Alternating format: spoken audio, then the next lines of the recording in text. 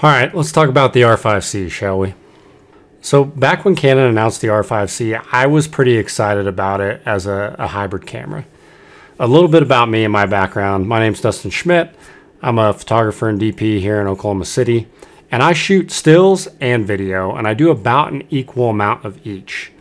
So the R5C as a hybrid camera was a really interesting camera to me because I could see myself utilizing both parts of what it did.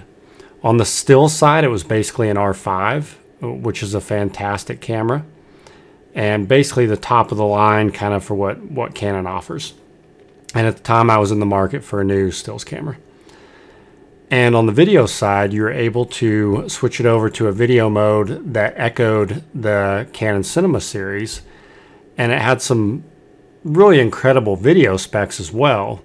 And you could use it alongside a lot of Canon's cinema cameras, which I also have a big background in and have shot a lot of those cameras over the years.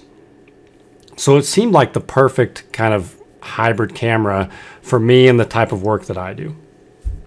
Now, there were some caveats on both sides in terms of the photo specs and the video specs of things that people were complaining about. Stuff like it not having a stabilized sensor for stills, or the battery life for video, a host of other things that people were really kind of getting into. But I wanted to take a chance to revisit this camera here in 2024 as we're getting ready to kick it off, talk about my experiences using it for the past year and a half, almost daily, and why I think this is an unbelievable tool still for someone who's a working professional in photography and video. So let's get into some of that. So like I said, I've been using this camera consistently over the past year and a half, and it's been doing double duty for me as an A or B camera on corporate and interview style of shoots. And it's also been my main stills camera during that period of time. On the still side, I'll use it for anything from headshots to, advertising photography, to family photos or vacation stuff. It kind of goes everywhere with me, and it fills all of the different niches that a camera can fill, really. So one of the things that I really love about this camera is the resolution and the size of the files. You could look at that as a negative in terms of the data rate and how big the files are, or you could look at that as a positive and that it gives you a really huge megapixel file to work with. And when it comes to some of the layouts and things that people need for advertising in terms of horizontals and verticals and every which way that you can crop, the resolution is a big plus. And I know there's a lot of people out there that say X number of megapixels and you can pick whatever that number is enough. And really it probably can be depending on the type of work that you do, but it's never bad to have more than enough. The only complaint against having some of those files being that big might be in storage size, but storage is relatively cheap nowadays. And you can get, hard drives for cheap. And for someone who's used to shooting video, where the data rates and the sheer volume of gigabytes that you're coming back with from a shoot is much, much higher. Seeing what I come back on the still side from shoots with this is really not an issue at all. I know you can get into the technical specs of comparing sensors and which sensors have more dynamic range and who has a half stop better and backside illuminated and any number of things on the tech side. And I love that stuff. I spend a lot of time looking at it. I'm kind of a geek and a nerd in that way. And I like to see what the best performing stuff is when it comes out. But the reality as a working photographer who's delivering images to clients is they don't care about any of that. They could not care less how wide the dynamic range is of your camera sensor. They only care about the image, the final product. And the best way to get a great image is to do all the things that go into making a great image in terms of lighting, art direction, talent, color, capturing the moment, all of that stuff that really has nothing to do with those technical specs inside the camera. So if you're really looking to improve your photography, I would encourage you to spend more time on all of those other things and worry a little bit less about the tech that's inside the camera. There are certain things when it comes to tech that really help your photography. If you're a sports photographer, if you shoot weddings or events or things like that, then a great autofocus and tracking system in your camera is going to pay dividends. And if you're working with something that is old school in that respect, then yes, you should probably upgrade and get something new. But the advancements that they've kind of made in technology over the last couple of years have really been incremental. And I think you see that when you go back and look at some really amazing images that were made 5 or 10 or 20 years ago, and the things that you like about them are not the technical things. So in that respect, I think the R5C is a phenomenal technical achievement for what I needed to do to go out and do work and make money with it as a tool. I also use the R5C almost daily on video projects. It is often an A cam or a B cam for a sit-down interview. It is my primary gimbal cam. It is a camera you could use for more narrative, scripted type stuff. There's some barriers to that, but depending on who your client is and things like that, it could totally fill that role in some occasions. And I also think it's a really versatile camera in terms of the file. You can shoot a 4K XFAVC. You can shoot RAW if you want to, and you want to deal with the data rates on that. And the file has enough latitude and dynamic range that I can match it up with almost any other camera. I have successfully used my camera, my R5C, alongside Canon C300 Mark III, C200, C300 Mark II, C500 Mark II, any number of those C-series bodies that are on the Canon side, the R5C will match up with those.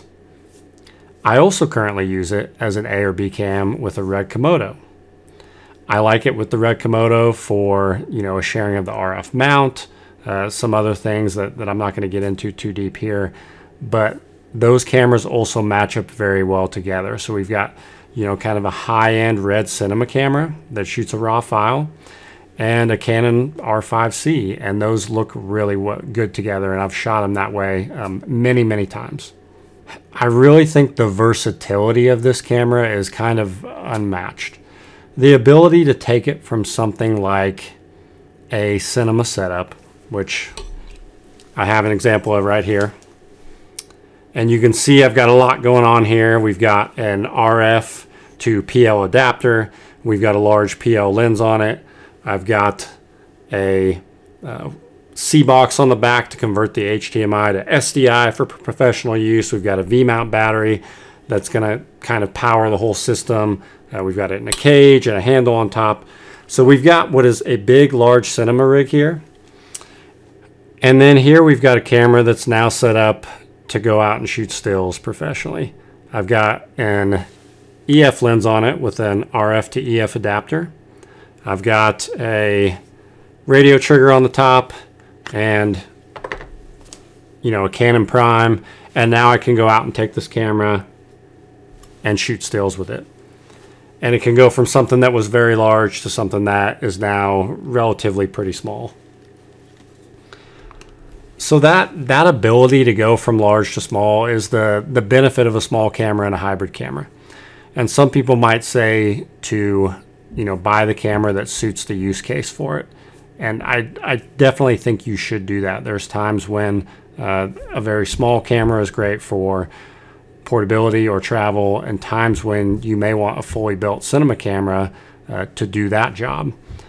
But this camera's ability to seamlessly move between the two makes it an incredibly valuable tool for a working photographer and DP who switches between those two worlds almost on a daily basis. One of the things that I often do with this camera, as you can see, is switch between different mounts on it. And because of the RF mount, it allows you to easily do that. You can use PL lenses, you can use EF lenses, you can use RF lenses.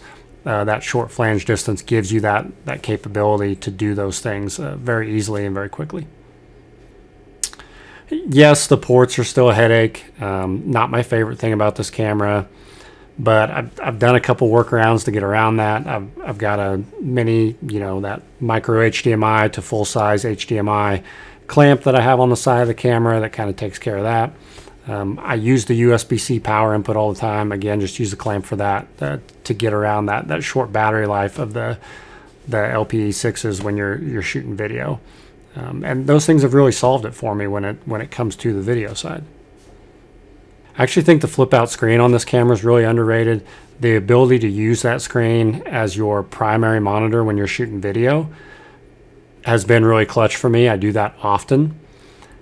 And it just keeps me from having to pack another larger monitor, or if I'm going to feed this camera signal into a client monitor anyway, or a larger monitor, then I don't need that camera monitor. It's already built in. Having that type of monitor that's a flip out monitor that lets you swivel it around to see it from either side is just it's a smart way to do monitors, I feel like, nowadays on cameras. And it's probably my favorite style of monitor on a hybrid camera. And I use it all the time for stills photography, just being able to really kind of save my knees, not having to bend down or get real low to look through a viewfinder. And then if you do want to use the viewfinder and you're outside or something in bright sunlight, it's there and it's available to you. So I really think that's kind of the best of both worlds. I honestly think one of the best hacks for this camera is using an adapter, an ND adapter, in between the lens and the camera body. You can do it on the PL side with certain adapters. You can definitely do it converting to EF with certain adapters. And with the way Canon's older EF lenses have been going down in price, I think those are a fantastic steal for this RF system, really. Most of the lenses that I use and shoot with are EF lenses. And they still look great. They still work great. That communication is really seamless. And it actually adds a host of benefits to using that system. So when we're talking about value for money, this camera really kind of nails it. And when it came out, it was probably more around the $4,500 range. I think when I bought it, it was probably $45, $75, something like that with tax. And now you can get them used for closer to $3,000. So I don't see that as a negative. If you're looking at it as a tool that makes you money, then there's really nothing else out there on the level of what this camera has done for me in the past year. And I say that as a photographer and as a DP. That's it for me. Thanks for watching, and we'll see you next time.